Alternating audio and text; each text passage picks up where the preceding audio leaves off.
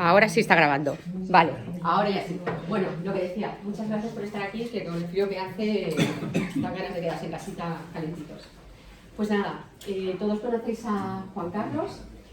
Juan Carlos se doctoró en química física con una tesis sobre la simulación del ADN, ¿no? Mientras hacía la tesis, trabajaba en una empresa de ingeniería modelando accidentes en plantas químicas. Tras hacer el doctorado, pasó a trabajar en el sector espacial y en este sector lleva más de 28 años. Así que tiene un montón de experiencia. Pero realmente su pasión es la ciencia y la divulgación. Divulga en diferentes sectores, vamos a decirlo, ¿no? En Twitter, con la cuenta Apuntes de Ciencia, que lo podéis ver ahí.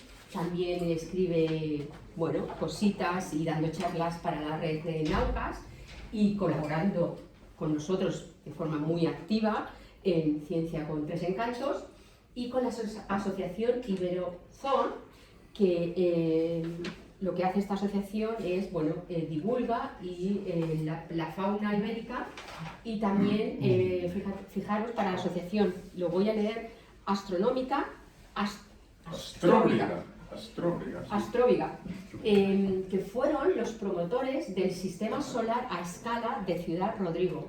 Yo he visto las fotos y es súper chulo. Tenéis que ir a Ciudad Rodrigo.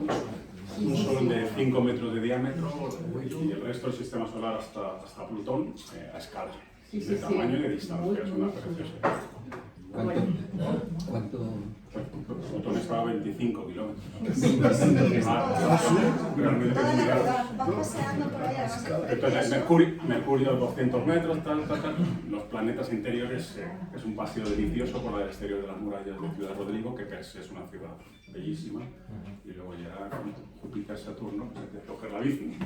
Así que veis que no para. Un fin de semana fantástico. Que no para.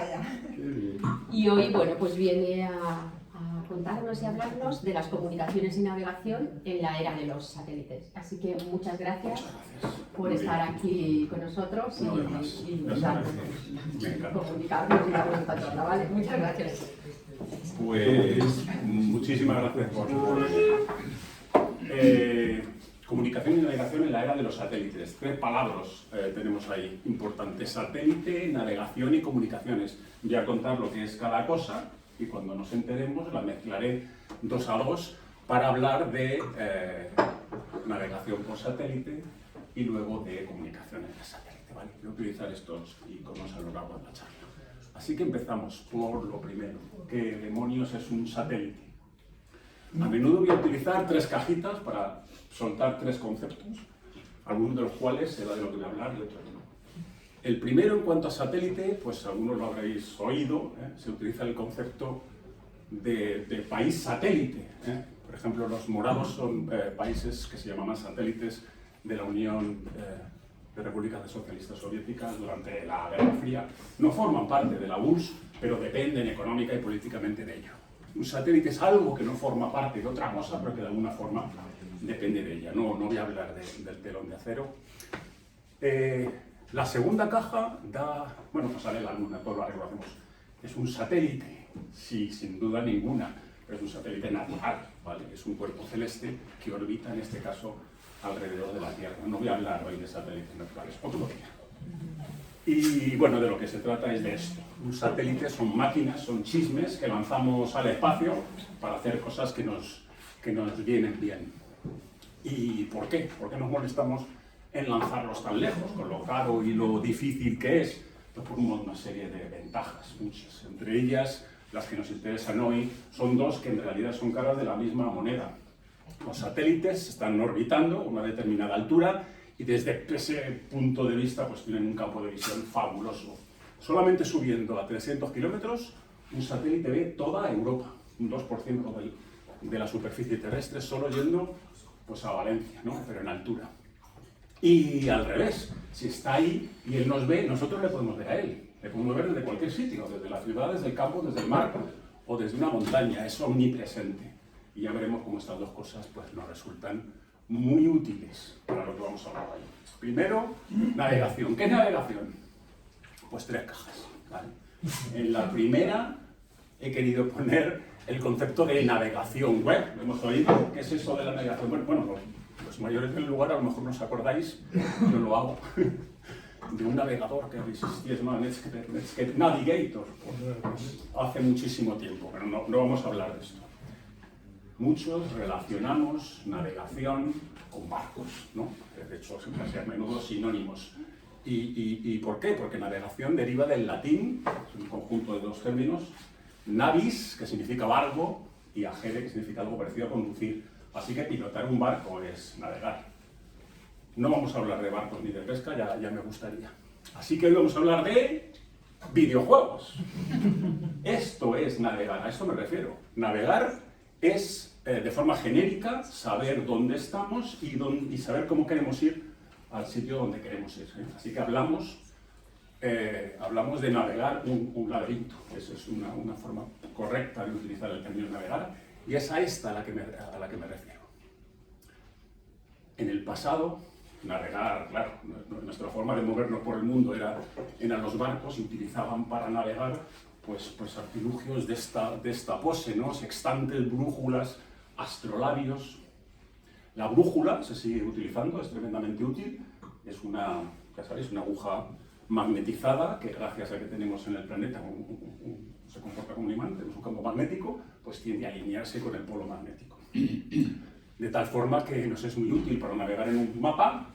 Cogemos el mapa y la brújula y lo rotamos hasta que la aguja norte marca el norte del mapa. Y de esa forma ya tenemos el mapa orientado sobre la realidad.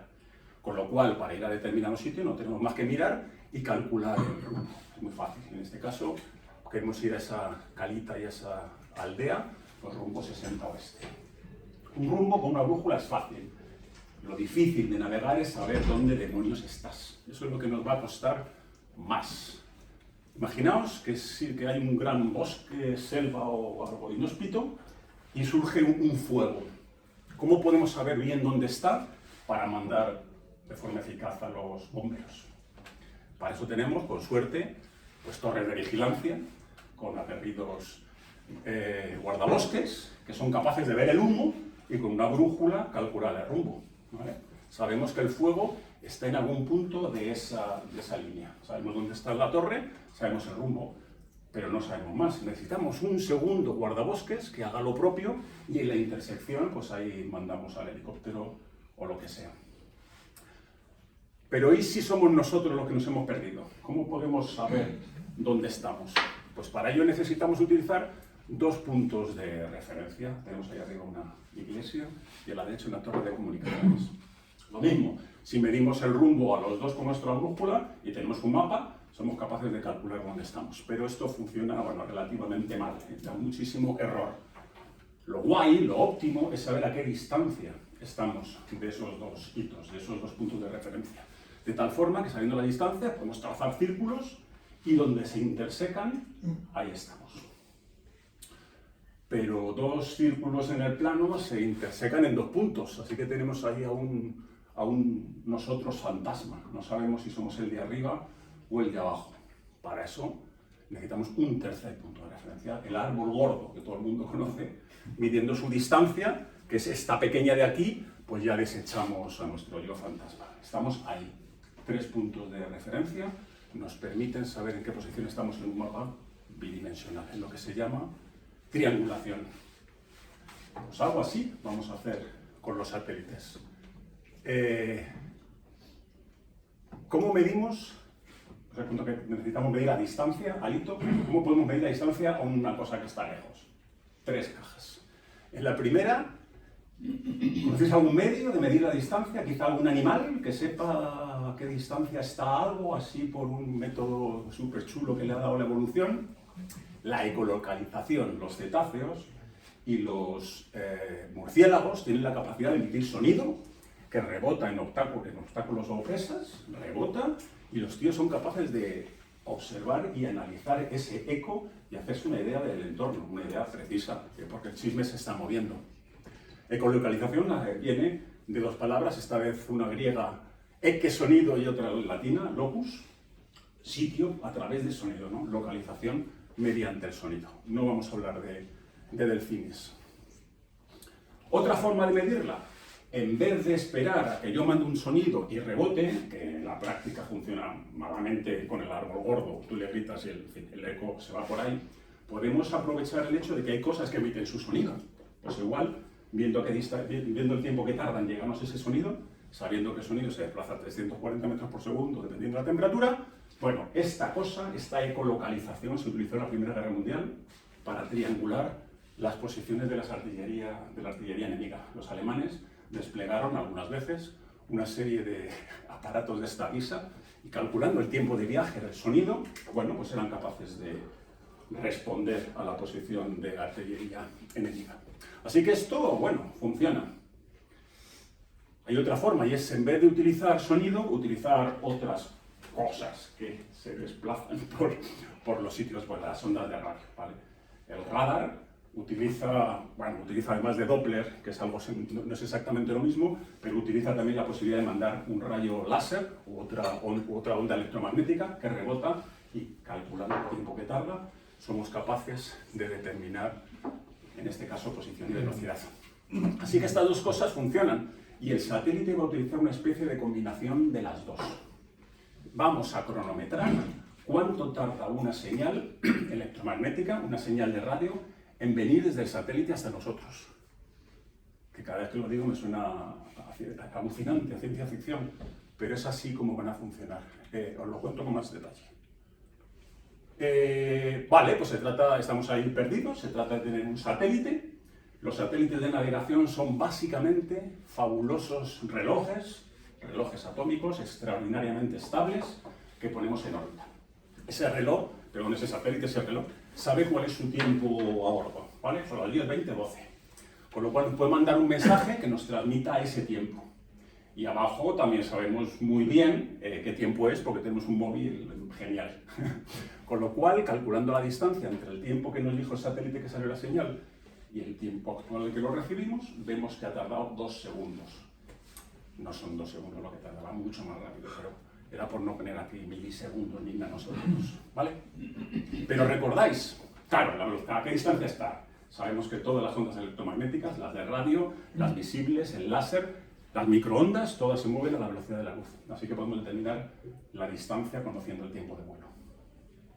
Pero ¿os acordáis que en el plano necesitábamos tres chismes para localizarnos, ¿no? Mediante intersección? Pues aquí lo mismo, plantamos, no vamos a usar solamente un satélite, necesitamos 3, cada uno nos da sus tiempos, calculamos las distancias, intersecamos y no sabemos todavía dónde estamos. De nuevo, ¿os acordáis cómo en el plano, que es un sitio bidimensional con 2 posiciones, no nos valía? Necesitamos una más de la dimensión del chisme que estamos tratando, ¿vale? De tal forma que para el mundo tridimensional necesitamos 4 satélites, 4 tiempos de vuelo. Con esto triangulamos nuestra posición sin ambigüedad y sabemos dónde estamos. Así funcionan los sistemas de navegación por satélite. Una vez que sabemos dónde estamos, tenemos un móvil o un dispositivo de los de hace unos años, él tiene dentro sus mapas o se las descarga en tiempo real por telefonía, que veremos más tarde, y le decimos dónde queremos ir y él hace un algoritmo de búsqueda de caminos y es capaz de guiar. ¿Vale? Pues así es. Claro, los satélites están ahí lejísimos y obviamente están dando vueltas, así que necesitamos un montón, porque si no, no veríamos 4 cada vez. Lo que se hace, se suelen poner a media altura, unos 20.000 kilómetros, típicamente 24 satélites, es un número que se ha calculado para que la cobertura sea óptima, y se utilizan 3 planos orbitales, 120 grados cada uno separado, para tener cobertura en la mayor parte de la Tierra. Esto es un diagrama real, aunque parece una bola de discoteca, de un ejemplo de cuántos satélites se están viendo en tiempo real en un punto fijo de la Tierra. Varía entre 9 y 15 aproximadamente. Cuantos más satélites veamos, mejor y más rápida es la precisión de nuestro sistema de navegación. Mínimo 4, pero cuanto más mejor. ¿Vale? Esto Esto que os estoy pintando en realidad es el sistema Galileo, un sistema de navegación europeo que tiene exactamente lo que se contaba, 24 satélites más 6 de reserva en 3 planos orbitales y tienen esta pinta, ¿vale? Esto se ha hecho con vuestros... Está ahí arriba funcionando, lo recibís en vuestros móviles y se ha hecho con vuestros impuestos.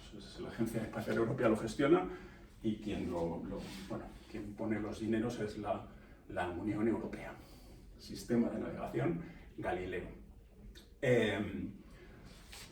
Bueno, se puso en servicio parcial, digamos, en el año reciente, 2019, y bueno, pues tiene una precisión brutal. Tiene del orden de 1 metro, pero existe una forma encriptada, solamente para utilización por los gobiernos de la Unión Europea, los británicos ya no porque se han ido, que mediante, en fin, los gobiernos son capaces de determinar la posición de un objeto con 1 centímetro con este mecanismo que os he dicho de mandar las señales desde los satélites. O sea, alucinante. Pero bueno, el más conocido, GNSS, son las siglas de Global Navigation Satellite System, sistema de navegación global por satélite. Pero hay más, si todos nos suena el GPS. El GPS se puso en marcha en el año 95, también 24 satélites. Las órbitas son un poquito más chungas, por lo cual la precisión de Galileo es mejor, ¿no? A pesar de que están reemplazando los satélites, pero en fin, la periodicidad de las órbitas de Galileo es mejor y hace que la gravedad de la Tierra no las distorsione.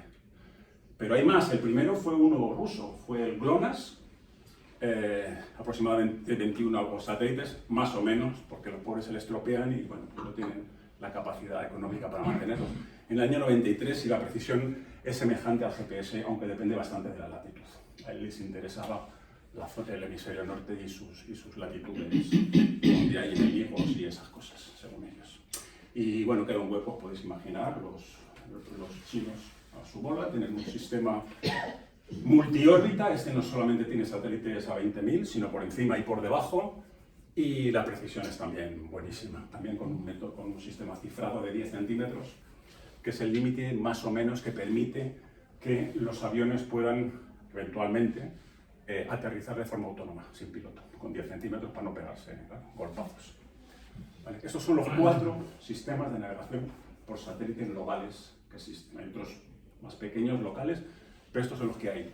Vuestros teléfonos, sobre todo si son de última generación, tienen chips que soportan los 4. Con lo cual, hay satélites de uno, satélites de otro, y os clavan la posición en el baño de vuestra casa. Exactamente. Vamos, es una pasada. Y pasamos a comunicaciones. Es una pregunta muy tonta. No hay preguntas tontas, solo preguntas que no se hacen. Pero escúchame, entonces, ¿están todos los satélites? ¿Todos esos satélites están bien avenidos? Bien avenidos, claro. Cada uno mandando sus señales, sus relojes. Míralos, aquí están todos. Están todos aproximadamente a la misma altura, pero vamos, luego os contaré que hay sitios donde hay muchos más. Estos son 24, unos 100. Pero hay mucho más. Pero nuestros satélites, los satélites no reciben señales de nuestro teléfono. Es exactamente lo que he tratado de contar, sí. Ellos mandan sin preocuparse de que alguien reciba abajo o no. Porque nuestro navegador solo recibe la señal satélite, no tiene que mandar nada, si no, no podría. Es que si no el satélite estaría saturadísimo con tanto teléfono móvil. A él le da igual que haya uno que 1000 para navegación. Para enviar. Él envía y como si no hay nadie. Cuando nos hayamos extinguido, él seguirá mandando durante unos años, mientras Enrique no le mantenga. ¿Y cada móvil, por ejemplo, decías, puede recibir de los distintos sistemas Sí. o únicamente está No, por de los ejemplo, del cuatro. GPS Tu móvil Galileo? ahora está recibiendo De todos ellos a la vez? Quizá, no sé qué números de móvil, quizá salvo Beidou, pero porque es China y ha costado Claro. más incorporar sus mensajes de navegación, pero sí, ya O sea, los no se cuatro, reciben. los 4. Si tienes un móvil chino, igual Y si tienes un Android o tal que tendrá el chino, Ese sí que recibirás ese y otras fuera. cosas que no quieres recibir también recibirás. ¿No? Para descongestionar el tema, dinos en qué ha participado GNV. Creo que, bueno, por supuesto en Galileo ha participado. ¿En algún otro de...? de los sistemas a partir de ahora? ¿Me ayudas? Yo no. Es que eres compañía. No hemos el GPS, o sea, el GPS es un sistema militar americano. Sí, no. 0%. No, Beirut, no me contarás el chino, y los colonas tampoco, no lo creo. Tenemos sistemas de SBAS, de aumentación. Tenemos sistemas de aumentación que desde tierra, viendo la temperatura y las condiciones exactas meteorológicas de un punto, somos capaces de ver cómo se deforma la señal, con lo cual somos capaces de bajarla, de reducir, aumentar la precisión, reducir el error. Sí, bueno, y lo tenemos para drones. Yo sé que utilizar los datos de los cuatro, vosotros estáis jugando mucho sobre ello. Yo decía, en el diseño de equipamiento de los Galileos, creía que sí que... Sí, de Galileo sí, lo que te decía es que de los otros nada. De Galileo, GMV, por ejemplo, es la empresa que gestiona la evolución del segmento de tierra, todo el segmento de tierra. Nos lo han asignado nos dan el contrato hace unos 3 años. Y trabajamos en todos los sectores, en seguridad, en control. Y estamos estudiando la segunda generación de Galileo, que se lanzará en los años venideros. Y somos una de las 3 empresas de Europa que tienen un consorcio que está contribuyendo a esta segunda A ver generación. si conseguís que los relojes de hidrógeno funcionen. Bueno, cada satélite tiene varios relojes atómicos redundantes a bordo y algunos se nos han dado regular. Sí. Por lo cual ahora la tecnología para el Galileo, la segunda generación de la constelación, se ha cambiado completamente. Pasamos a comunicaciones. Y de nuevo le planto las 3 cajas. ¿Qué quiero decir con eso de comunicación? Bueno, hay una cosa que se llama comunicación corporativa, que no es de lo que voy a hablar. Me falta una caja y me tuve que inventar algo un poco más raro. Trabajos comunitarios. La palabra comunidad deriva y tiene una raíz común con comunicación. Significa de la comunidad. No voy a hablar de esto, pero que sepamos que tiene esa raíz común. Vamos a hablar de esto. ¿Alguien sabe lo que es? Somos muy mayores. En el cole de mi hija y todo. ¿Qué? ¿Demonios? Pues sí, es un teléfono de lata. Si estiras la cuerda y hablas, las vibraciones mueven el fondo de la lata, se transmiten por la cuerda tensa y se oyen en el otro lado. Es una pasada. Vamos a hablar de teléfonos de lata, porque eso es lo que es la comunicación. Compartir. Comunicar es compartir con alguien. Compartir un mensaje u otra cosa. A eso nos referimos con comunicación. Y os voy a hacer una breve historia. Así que agarraos, que es breve. Primera forma de comunicación hace el porrón de años, no verbal, ¿vale? No verbal me refiero a dar golpazos en la cabeza, no es una forma de comunicar. Primera, un poquito más reciente. Hace 400.000 años se estima que empezó el habla en homínidos. Como nos contó, si tuvisteis la suerte de verlo, el doctor Ignacio Martínez Mendizábal hace un par de años. Aquí no era Esteban, era otro, pero nos lo contó para nosotros con los restos de homínidos del sistema de cuevas de Atapuerca. Nos contaba cómo habían reconstruido la faringe y tal, y eso permitía ver en qué momento de la evolución las frecuencias eran compatibles con las del habla. Vamos, algo alucinante. La tenemos grabada, está en la web de Ciencia con 3 Encantos. La calidad de la grabación es horrorosa, pero la charla es extraordinaria. Pasamos a los primeros símbolos, muy posteriores al habla, hace solamente 30.000 años. Estos de los primeros representaciones pictóricas de una cueva, la cueva de Chauvet en Francia. La combinación de habla y símbolos dio lugar a la narración de historias, que es un cimiento de nuestra civilización, ¿vale? Dicen que posiblemente es de las cosas más importantes, bueno, junto a otras clásicas como el fuego, que ha permitido desarrollarnos como humanos. Pasamos entonces a la escritura. Hace 3.500 años antes de nuestra era, hace ya 4.500, esta es cuneiforme, pues un poquito posterior. Nos permitió dejar constancia para el futuro, no instantáneo, de lo que queríamos contar. Y el alfabeto permitió simplificar y hacer la comunicación escrita, sobre todo, muchísimo más flexible. El papel, es mentira, pero de nuevo es un hito en nuestra civilización. Se inventó en el siglo I de nuestra era por este señor, Kai Lun, aprovechando su idea y su forma de conseguir papel. Se basa en la de las abejas, de las avispas, estas que crean estos niditos que son exactamente papel, utilizando fibras vegetales. Antes se utilizaba papiro, pero era extraordinariamente caro y no tenía mucha proyección. ¿Qué es ese? Era común. Ah, no lo había oído nunca eso. Me concentré en no poner nada así, en plan, antes de Cristo y tal, y a partir de ahora soy fan. Era común y antes de la era común. Bueno, todo lo consigues hasta llegar a la imprenta, que dio una difusión, y la escritura pasó de dejar de ser foro estricto de los monjes para popularizarse, bueno, de alguna manera, por el alemán Johannes Gutenberg. A partir de aquí, la primera foto es esta de aquí. El señor Nietzsche, que no sé cómo se pronuncia, dejó durante 8 horas, creo recordar, una cámara oscura desde su habitación e hizo esta primera impresión ahí en un metal, no sé si era cobre, con una gelatina de nitrato de plata. Era capaz de escribir con la luz, eso significa fotografía. Y esta es la primera película, por Louis Le Prince. Cuando digo la primera película, es que es la primera película, es esa entera, 2 segundos de película, la primera que se grabó, y me hizo muchísima gracia, yo la quería poner. Pero más nos interesan las telecomunicaciones. Tele significa lejos, a distancia, y tiene, bueno, la gracia de no tener que interactuar con el señor que tienes estrictamente delante. Así que ahora os voy a contar la historia de las telecomunicaciones. Hace mucho tiempo hay una fase que se llama visual, que parte, bueno, pues de tambores en África, en América. Los tambores son una forma de comunicarse realmente efectiva a distancia. Posteriormente se utilizaron pichones, incluso en el antiguo Egipto.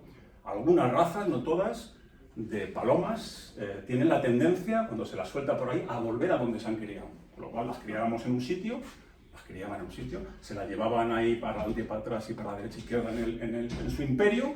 Cuando se quería, se le ataba un mensajito a la pata, se le soltaba y volvía a su casa. Se le recogía, y como las lechuzas de Hogwarts, ¿no?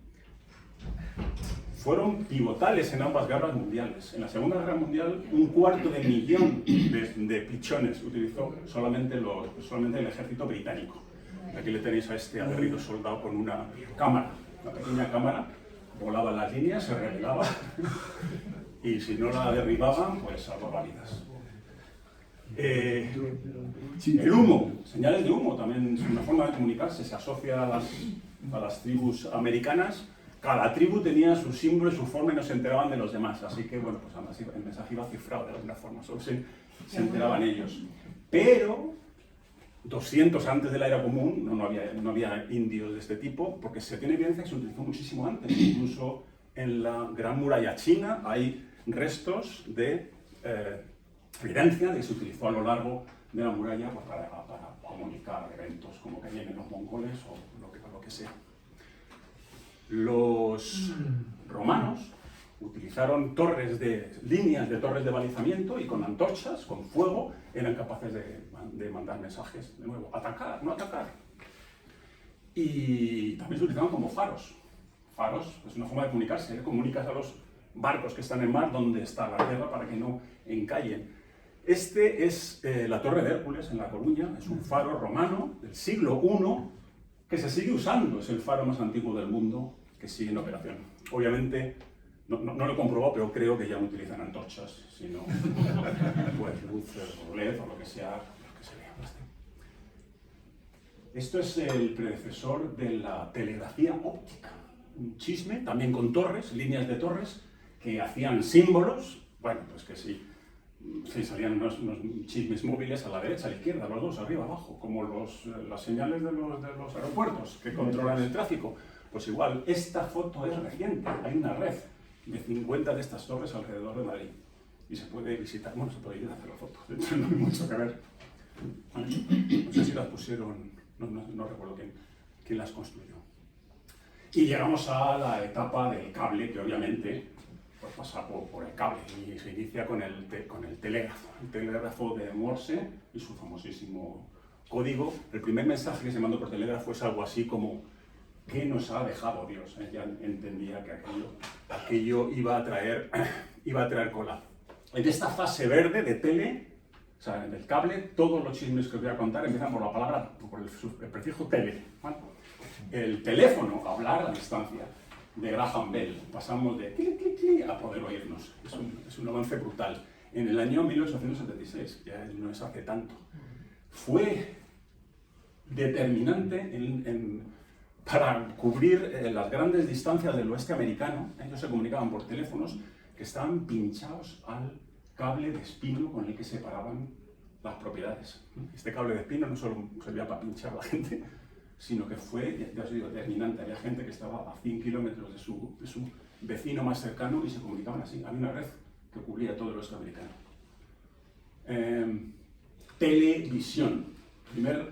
Este señor, Farnsworth, cuando tenía 21 años, el tío inventó el concepto de poder enviar imágenes por distancia. Esta es una de las primeras televisiones comerciales del año 48. Parece de broma, pero mandar imágenes a distancia. Estamos empezando a hablar de cosas serias en el año 27. Y otro hito pivotal, quizá ahora nos suene también un poco anacrónico, pero el fax, la máquina de telecopia, el facsímil de Xerox en el año 64, era la única forma de mandar documentos. Este modelo, el primero, el LDX, pesaba 500 kilos en 2 piezas, el que recibía y el que imprimía, y no se vendía, se alquilaba. 7.400 euros, he hecho la equivalencia, eran $800. 7.400 euros mensuales, tenías que pagar, no te lo vendían. Y era capaz de mandar 8 páginas por minuto. Bueno, que no está mal. La fase inalámbrica, el propio nombre lo dice, conseguimos librarnos del cable que nos mantenía atados a un determinado sitio, y obviamente el invento aquí fue la radio. Inventada independientemente, en años sucesivos, no se conocían ni tuvieron noticias de ellos, por Popov un año antes que por el archiconocido Marconi. Popov era ruso, solo le interesaban sus cosas, no conocía el concepto de patente ni siquiera de publicación, y Marconi era todo lo contrario. Se conoce a Marconi. Hay un pequeño error. ¿Lo hay? Dime, ¿qué? Marconi en el 1976. Sí, 1800, mira, Un pequeño error. apenas 99 años. 1896, fue el año siguiente. No sé cuánto lo habréis visto, el mensáfono, el busca, a partir de la invención del transistor en el año 47, permitió que fuésemos capaces de meternos un dispositivo de comunicación en el bolsillo. Esto funcionaba en los primeros, muy curiosos, alguien llamaba a tu número fijo y la operadora veía que no contestabas, entonces derivaba la señal a tu chisme inalámbrico que se ponía a vibrar en tu bolsillo. Sabías que alguien te llamaba, no tenías forma de interactuar con él, solo vibraba. Entonces te ibas a un teléfono de verdad y le llamabas a un número y te decían, sí, te están llamando de no sé qué, y luego tú ya resolvías el problema. Bellboy se llamaba el primer modelo, me hizo también muchas gracias, significa botones, ¿no? El botones del hotel. Bueno, esto fue muy grande y en Japón fue la repanocha. Por lo visto el último se vendió en el año 2019 y os imagináis el público al que iba esto de aquí, ¿no? O sea, fijaos, 2019, es alucinante, se seguían utilizando buscas hasta hace 3 o 4 años. Más teles. El primer teléfono celular, esta cosa de aquí, pesaba 1 kilo y tenía una autonomía de 1 hora. Lo inventó Motorola en el año 1973. Algunos ya habíamos nacido.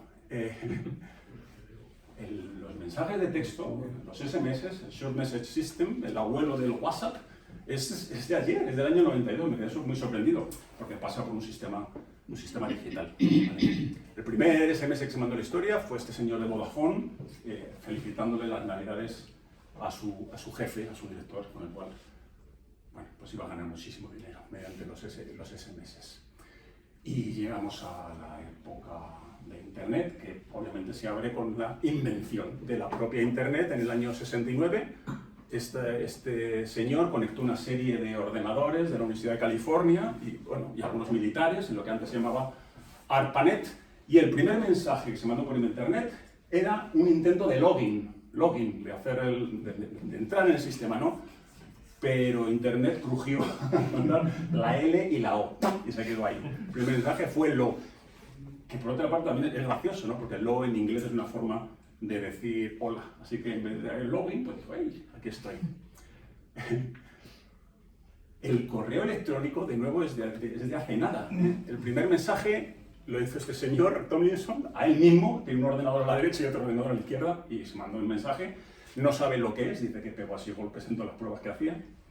Pero el mensaje no fue directo de un ordenador a otro, sino que recorrió toda la Internet de la época. Él también fue el inventor de la utilización de la arroba para separar usuario y host, usuario y sistema en el que está tu correo. Ya sí que para, no, es que le estoy dando otra. Los BBS, los Bulletin Board Systems, fueron grandes. Lo que pasa es que muchísima gente no lo conoce. Esta es la web antes de la web, ¿vale? Tenías que entrar con tu modem, que era esto de aquí, un chisme donde físicamente, $139, físicamente ponías el móvil el teléfono y acústicamente se comunicaba por señales de sonido a través del cobre del teléfono, ¿vale? Solo podían entrar los nerds superiores, por lo cual era una barrera de acceso y por tanto lo único que había dentro eran cosas de nerds. Rafa, ¿lo has usado? Sí.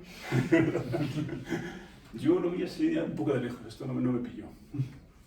Y bueno, llegamos a la web. Se inventó en Europa, en el CERN, en la frontera entre Francia y Suiza, en el centro de investigaciones de alta energía, ¿vale? En el año 89, aunque el primer sitio web se subió en el año 91 y la primera foto fue esa cosa horripilante en el año 93 de un grupo de música interna, en plan broma, que tenían ahí los científicos. Se utilizó para intercambiar documentos entre ellos y hasta dónde ha llegado.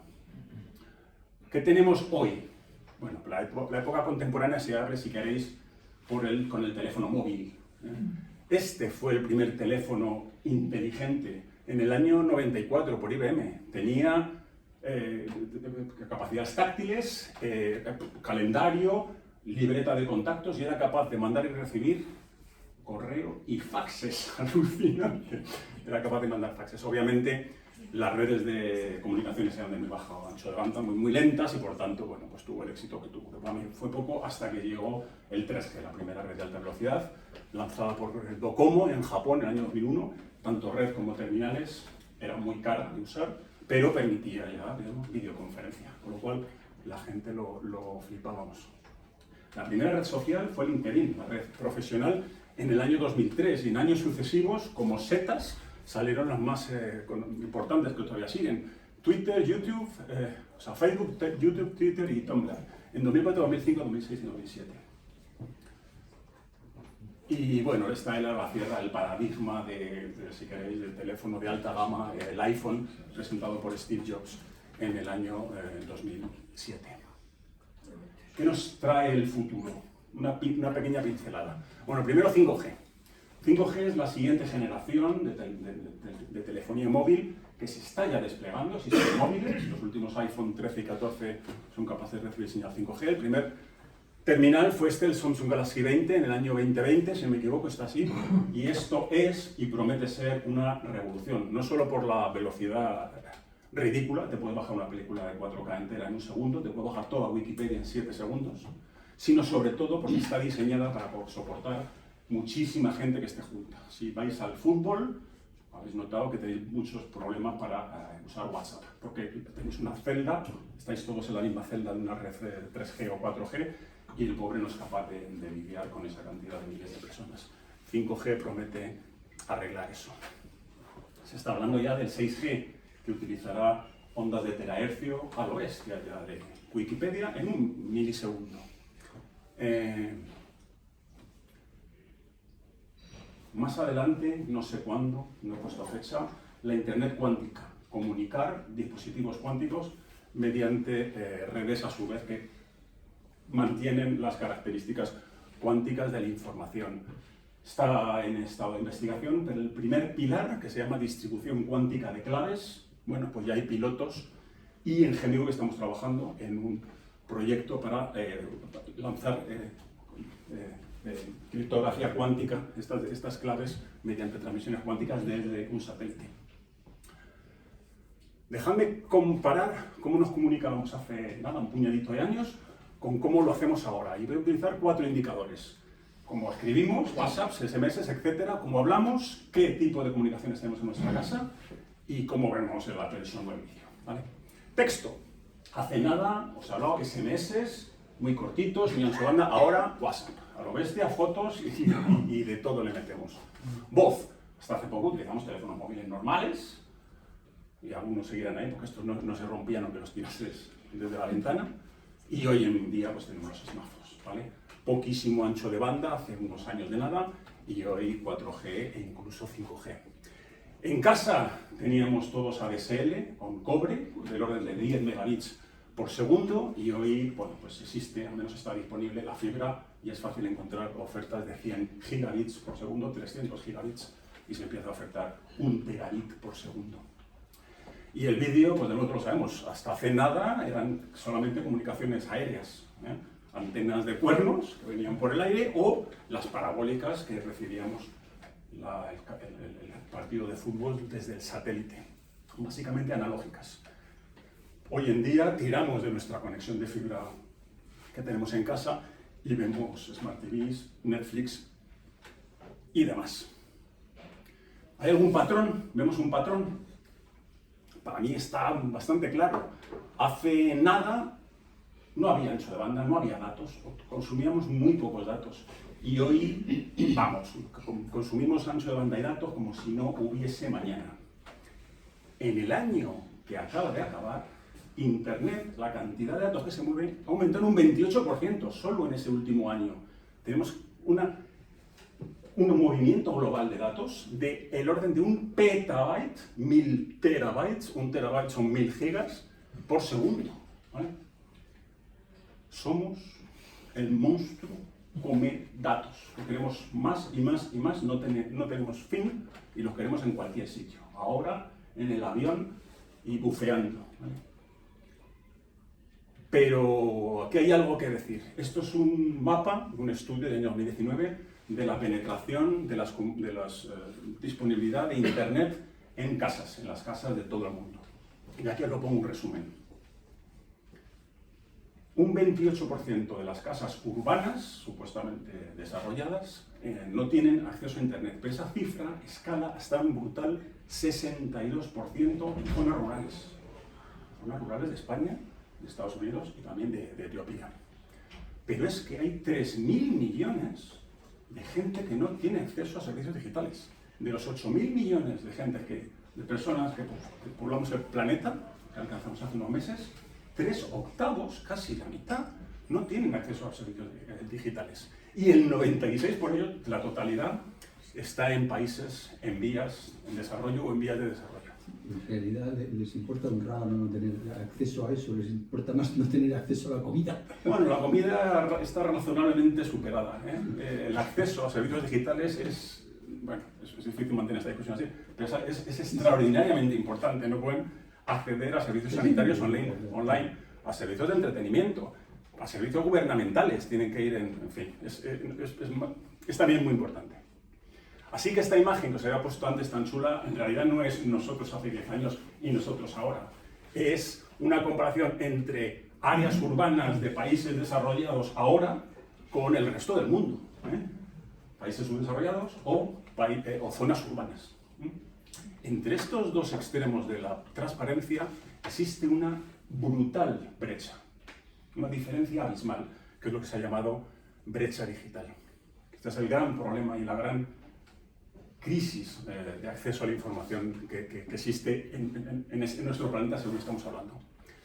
¿Qué podemos hacer para alimentar al monstruo de los datos y a la vez contribuir al cierre de la brecha digital? Permitidme explorar los canales con cable y sin cable que hemos hablado, y desde, bueno, el cable va a significar fibra, pues es lo que hay, es lo que da ancho de banda, y desde mar y desde tierra. Primera coordenada, cable en el mar. Bueno, esto lo tenemos superado. Parece mentira, pero existen 420 líneas submarinas que atraviesan los océanos principales. 1,3 millones de kilómetros.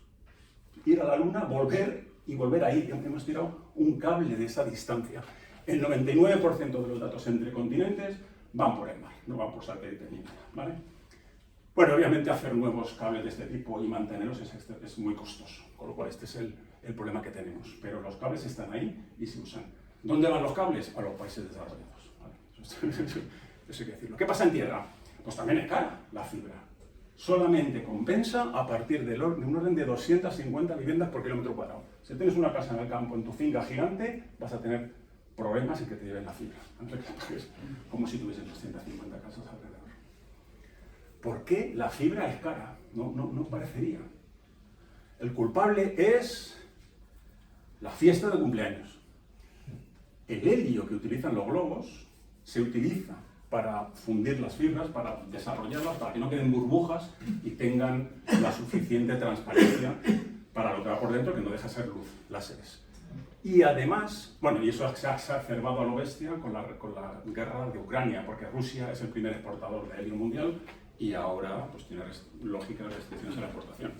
Y Ucrania, bueno, exporta más neón, pero también es un importante exportador de helio. Pero segundo, el 60 o el 70% aproximadamente del coste del despliegue de fibra es tirar las zanjas. No son los equipos, no es la red, es hacernos agujeros. Vale, así que estos son los culpables, los agujeros. Vale, pues dejadme explorar entonces la vía inalámbrica. ¿Qué podemos hacer? Bueno, una promesa es el 5G, que nos permitirá incluso lanzar, en fin, comunicaciones de satélite, pero mucho me temo que esto va a llegar bastante antes y ya lo estamos viendo a los países desarrollados. Además, el 5G va a torres y las torres tienen que estar comunicadas entre ellas por fibra. O sea que guay, pero ya sí eso. Nos quedan los satélites, esta es la baza, ¿vale? Aparte de, obviamente, todas las comunicaciones por cable, va a cubrir un gran espacio de comunicaciones los satélites. ¿Y cómo va esto? La gracia del satélite, lo decía antes, es que está ahí arriba todo el rato y le vemos. Tanto si estamos en tierra o en mar como antes, como si estamos volando, como si estamos perdidos ahí, el scout aquel que estaba perdido en el bosque, lo vemos pasar por encima de nuestras cabezas. Utilizamos estaciones terrenas, ¿no?, que para lanzar hacia arriba las películas o la internet o lo que sea que necesitemos, llegan al satélite, recibe la señal, la amplifica, tiene unos amplificadores a bordo, y la radia hacia lo bestia, ¿vale? Cualquiera con una antena razonablemente pequeña, por ejemplo una parabólica de ese tipo, es capaz de recibir esa señal, decodificarla y ver Casa Blanca en su casa, tanto si está en medio de Madrid como si está en la figura del centro. Esto es lo que se denomina forma de broadcast, ¿vale? En la señal sube y baja, nada más. Pero existen otras formas, claro. Otra vez el botón de acá. Existe la comunicación duplex, en la que un mecanismo, por ejemplo, desde un avión, es capaz de mandar datos y recibirlos. Aquí se necesitan antenas un poquito más gordas, porque son más complicadas, pero cualquiera de estas localizaciones en tierra va a ser capaz de hacer una comunicación completa. Y existe, está ahí en pañales, la posibilidad de comunicar directamente con un dispositivo móvil, directamente con el satélite, sin depender de que haya antenas de este tipo cerca. Este es un dispositivo moderno, Iridium. Iridium es una red de satélites que se empezó a lanzar en el año 97. Utilizaba esas antenas que no eran para aventureros o militares. Bueno, entró en bancarrota. Era tan carísimo el sistema y las propias llamadas. Hola, ¿estás allí? 1.000 euros, ¿no? Pues, en fin, era extraordinariamente caro y no tuvo mucho éxito. Se ha reflotado, se han lanzado nuevos satélites y ahora se utiliza para otras cositas. Esto se llama Direct to Sky y existe la posibilidad, la red 5G que se está definiendo, contempla la posibilidad, en determinados casos, de comunicarnos directamente con el satélite. No para recibir teleconferencias, sino para cositas un poquito más modestas, pero esto va a ser posible. Bueno, de hecho lo es. Para cosas de muy ancho, baja ancho de banda, para mandar una alerta, si te has quedado con la pierna rota en medio de la montaña. Bueno, pues Apple ha llegado a un acuerdo con una de estas constelaciones de satélites que existe, Global Star, en noviembre del 2022, hace un mes. Y según hacía esta charla hace nada, también, o sea, esto está en efervescencia, ¿vale? Qualcomm, que es el que fabrica los chips que llevan todos los Android, o la mayoría, ha llegado a un acuerdo con otra constelación, Iridium, lo que comentaba antes, para poder mandar típicamente mensaje de emergencia o quizá un SMS diciendo Feliz Navidad directamente al satélite. O sea que esto está empezando, pero es muy prometedor. Estas tres formas de comunicaciones flotan distintas órbitas, distintas alturas de los satélites. Los satélites que están muy lejos, en la órbita geoestacionaria, luego lo vemos a 36.000 kilómetros, eran los únicos que se utilizaban hasta hace poco porque permitían hacer un broadcast viendo toda la Tierra. Bueno, un poquito menos de la mitad de la Tierra, ¿vale? Por lo cual lanzaban su señal y la podíamos recibir en cualquier sitio. Todas las órbitas son capaces hoy en día de hacer duplex, de permitirnos la comunicación bidireccional y, como os podéis imaginar, solo las órbitas más bajas, Low Earth Orbit, LEO, permite la comunicación directa con nuestros dispositivos de mano. Dejadme que os cuente un poquito de cada una. La órbita GEO es única, es un anillo, una única órbita, 36.786 kilómetros, que tiene la gracia de que los satélites giran exactamente a la velocidad de rotación de la Tierra, con lo cual lo vemos todo el rato como si estuviesen colgados. De hecho, nada, se mueven dan una vuelta cada día, pero como tú también, el movimiento relativo de ti pues es que es todo el rato colgado, con lo cual es extraordinariamente útil para comunicaciones. Y por eso esta órbita está, como Ikea a las 12 de la mañana de un sábado, o sea, está petado. Existen del orden 565 en la última cuenta mía de satélites vivos, y no te cuento los que se han escacharrado, ¿vale? 565, como podéis imaginar, esto se divide en medios grados y se establece aquí, encima de Costa Rica, pues tiene los derechos Costa Rica y se venden entre ellos, en fin. Esto se utiliza mucho. Bueno, está a 36.000 kilómetros. Y la desgracia, el problema que tiene es que la velocidad de la luz, aunque va muy rápido, no es infinita. Tarda en subir y bajar. Le cuesta 600 milisegundos, que para hablar por teléfono, pero para determinadas cosas es demasiado tiempo. Es lo que se llama latencia y es demasiado alta. Los últimos satélites, los brutales, los Very High Throughput se llaman, los últimos son capaces de dar un satélite 500 gigabytes por segundo, allí en la órbita GEO, que corresponde a 5.000 de vuestros routers en casa. O sea, sumad todos, ¿no? Bueno, GEO es fuerte. ¿Qué tenemos en órbitas medias, MEO? No se utiliza para comunicaciones apenas. Bueno, de hecho hay una constelación. Esta constelación se llama O3b, es un acrónimo en inglés de Other 3 Billion. Estos 3 billion, que en inglés es 3.000 millones, es un guiño, es una referencia a los 3.000 millones de personas que no tienen en el mundo acceso a Internet. Le han puesto este nombre así en plan romántico. Son una constelación de 20 satélites a 8.000 kilómetros de altura, la latencia baja hasta los 180 milisegundos, es ya decente, y sin embargo, bueno, el ancho de banda de los 20 satélites solo da 200 gigabytes por segundo. Estos han quedado un poquillo anticuados, pero están lanzando una segunda generación que se llama Empower. Están lanzando de ayer, vamos, de diciembre, se han puesto los tres, eran tres, creo recordar, no, dos. Los dos primeros satélites de O3b de segunda generación se han lanzado hace nada. Pero como os digo, MEO, órbitas medias, se utilizaba para navegación. ¿Os acordáis que estaban todos a 20.000? Bueno, son miles del mismo rango y no se utiliza mucho para comunicaciones. ¿Qué se utiliza, sin embargo? Las órbitas muy bajas. Esto ha explotado en los últimos años. Esto es un diagrama de la constelación OneWeb que tiene 640 satélites, 588 activos, 60 de reserva, que están volando a solamente 1.200 kilómetros, por lo cual la luz va y viene en un periquete, 32 milisegundos de latencia, lo que ya es apto para aplicaciones críticas pues como telemedicina o trading de alta frecuencia o videojuegos, que es al final quien paga la factura. El ancho de banda total de la constelación OneWeb es de este orden, 5 terabytes por segundo. O sea, tenemos ahí a 600 routers de altísima capacidad dando vueltas, están desplegados ya la mayoría, 4 quintas partes aproximadamente, dando vueltas y mandándonos la wifi. Juan Carlos, los satélites en la órbita LEO los pagan los de los videojuegos y... Bueno, es una especie de broma. Es una especie de broma. ¿Quién paga los satélites en la órbita MEO? La única constelación que hay, que es la órbita MEO esta de O3b, es una constelación que ha puesto SES Astra de Luxemburgo, y es una operadora de telefonía. Bueno, le ha salido un poquito regulín el experimento. Ahora con Empower se está asociando a otras empresas para dar servicio multiórbita, eso ya tiene más gracia. Poder comunicar GEO con LEO a través de MEO y dar comunicaciones gubernamentales, que es a donde está apuntando ahora. O sea, la única constelación MEO que existe es de una empresa privada que tiene sede en Luxemburgo para pagar menos impuestos, y es suya. ¿Preguntas sobre eso? Vale, ese es el aspecto de los 640 routers OneWeb. ¿Dónde estamos? Estoy dando al revés. ¿Y dónde está Starlink? Sí, pues he querido poner OneWeb porque trabajo en ella y me mola más. Starlink tiene ya, ¿cuántos? 3.000 y pico y está un poquito más baja. Una borrada. Esto sea 1200, Starlink está a 700. Oye, una pregunta sobre la DEO. ¿Sobre? Los de órbita baja. Una comunicación entre dos terminales muy separados, ¿cómo es? Quiero decir que ¿cuántos saltos hay hacia Sí, arriba? tiene que pegar saltos. Salvo, o sea, OneWeb ahora pega saltos.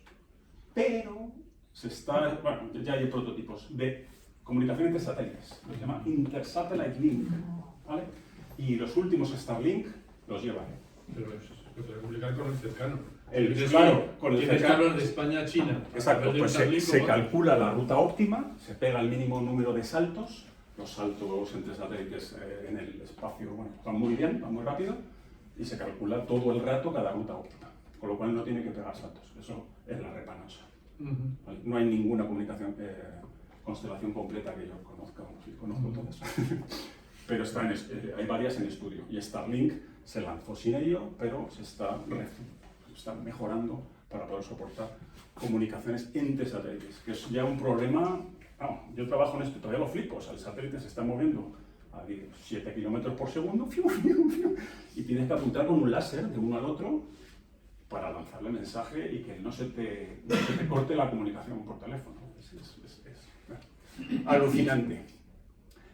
Oye, ¿qué pasa debajo de Leo? Bueno, tenemos la atmósfera, ya no se consideran satélites, pero permitidme que haga una extrapolación. Pues tenemos hubs, plataformas o pseudosatélites de alta altitud.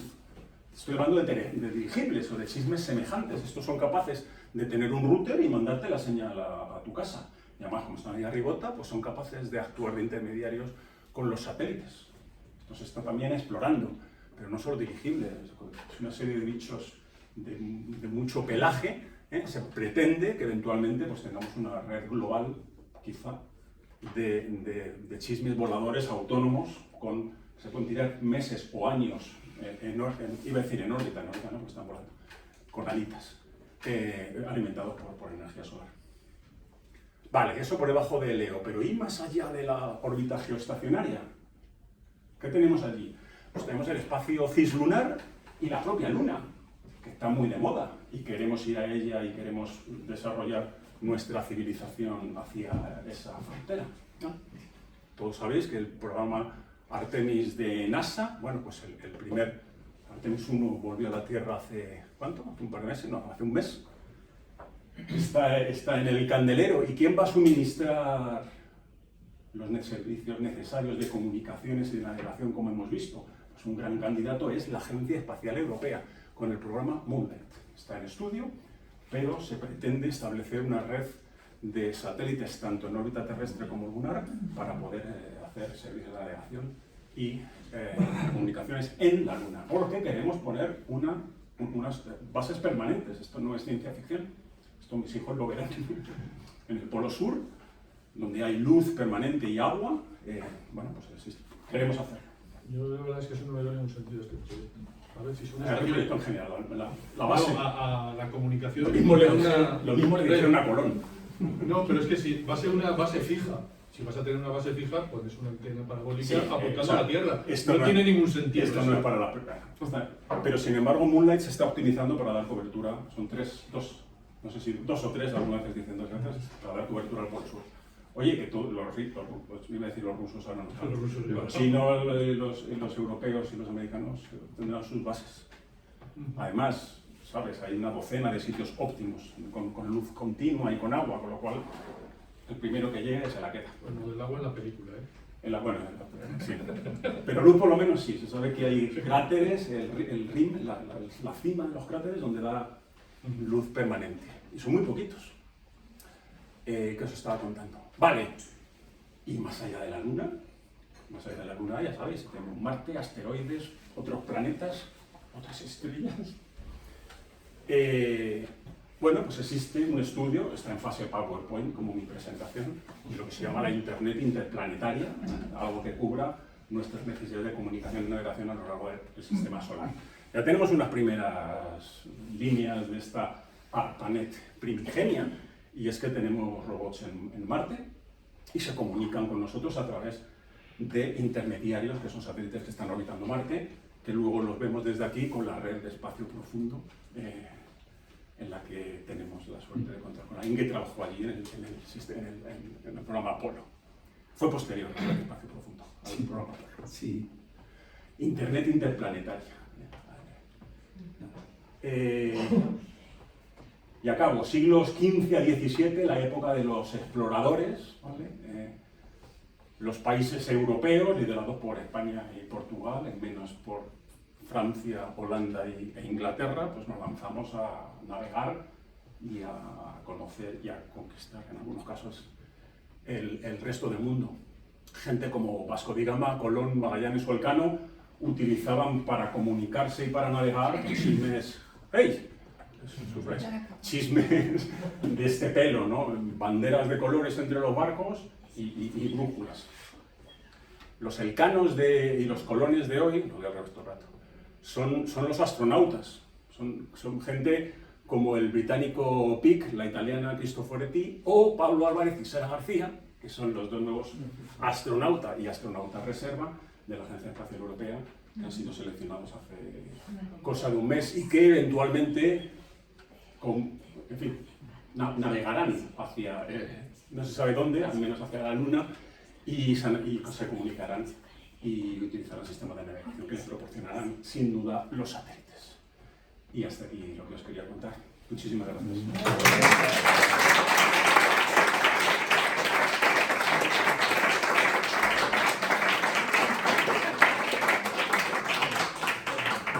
Muchas gracias, Juan Carlos. ¿Preguntas?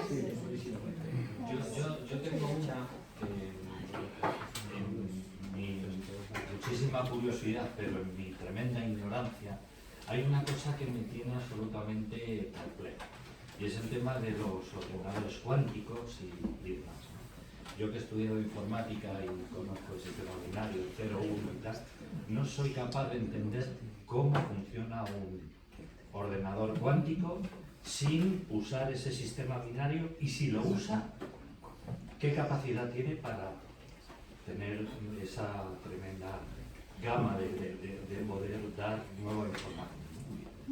Lo cuento en un minuto, porque Sí. voy a estar una hora, pero un día.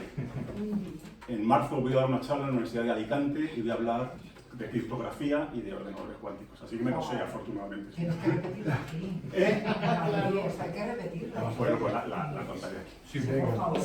Entonces, los bits tradicionales son 0 y 1. Para hacer 2 mensajes necesitas 2 bits. Un qubit, son los bits cuánticos, pueden ser 0 y 1 y una superposición, esta cosa que se habla de algo intermedio. No es que esté en 2 sitios a la vez, como dicen los periódicos. Es que está en algo intermedio entre el 0 y el 1, no lo sabes muy bien. Eso, con 2 chismes, con 2 qubits, te dan no 2 posibilidades como nos daban los 2, perdón, 4 posibilidades como nos daban los 2 bits, sino que esa interposición necesitas 4 coeficientes más para establecer la superposición. Bueno, el caso es que n qubits son equivalentes en potencia de cálculo a 2 elevado a n bits. Esa es la forma más compacta que se debe contar. A partir de ahí, ¿cómo demonios haces algoritmos cuánticos? ¿Cómo consigues que un qubit tenga un 0 y un 1? ¿Cómo lees el estado? Eso es complicado. Y te lo cuento la próxima. Hay que hacerlo, ¿eh? Adelante. Sí, porque